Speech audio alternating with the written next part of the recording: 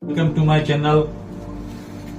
Is the value of property determined by the owner's financial distress or by buyer's emotions? Absolutely not. Let's understand one of the most important principles of valuation today: the hypothetical seller and the hypothetical buyer. Hello everyone, I am Mahesh P. Mistry, Government Registered Valuer, Architect and Engineer. Today we will discuss one of the most fundamental concepts in valuation, that is fair market value. What is fair market value? Fair market value is the estimated price at which a property would exchange on a valuation date in an open and competitive market. There are certain key conditions which are assumed. That is, the seller is willing to sell, the buyer is willing to purchase. Both the parties are adequately informed about the property and market condition.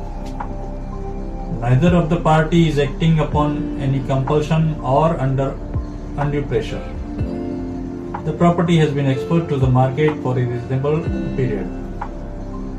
Who is a hypothetical seller? In valuation, we do not consider the personal circumstances of the actual owner.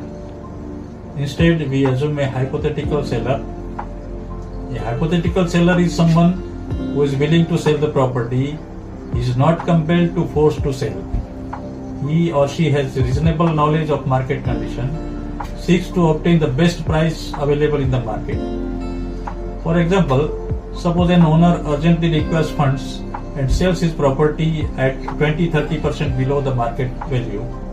That transaction price would not represent fair market value because it is considered a distress sale influenced by the seller's personal circumstances. Who is a hypothetical buyer? Similarly, valuation assumes a hypothetical buyer. A hypothetical buyer is someone who is willing to purchase but is not compelled to buy. He has adequate knowledge of the market, will not pay more than a reasonable market price. For example, suppose a buyer has a strong emotional attachment to the property and is willing to pay 20-30% above the prevailing market value. That would also not present the fair market value because it reflects a special motivational unique to the buyer. Why do valuers use hypothetical parties? The objective of valuation is not determine a value for a specific individual. Instead, it is to estimate the price that would likely be achieved under normal market condition. Therefore, a valuer does not consider the owner's financial distress, the buyer's personal preferences, emotional attachment, a special relationship between parties.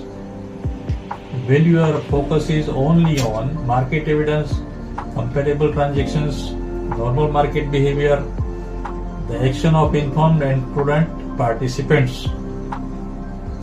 So, the fair market value is the price that would most likely be agreed upon between a willing seller and a willing buyer, both acting knowledgeably and without compulsion in an open market. The fair market value has an importance in professional valuation. The concept of fair market value is widely applied in bank lending and mortgage valuation, income tax assessment, capital gain calculations, financial reporting, corporate asset valuation, court and legal matters, insurance valuation, investment analysis, and so on. In all these cases, the valuer must remain objective, impartial, and independent. So, what is the key takeaway today? Fair market value is not based on the circumstances of the actual buyer or the actual seller.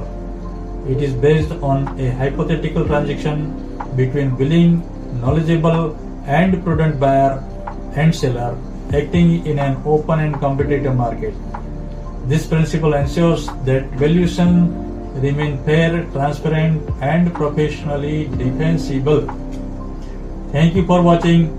If you would like to learn more about property valuation, real estate market, architecture, engineering, and professional valuation practice, please subscribe to the channel, like this video, and share your question in the comment section.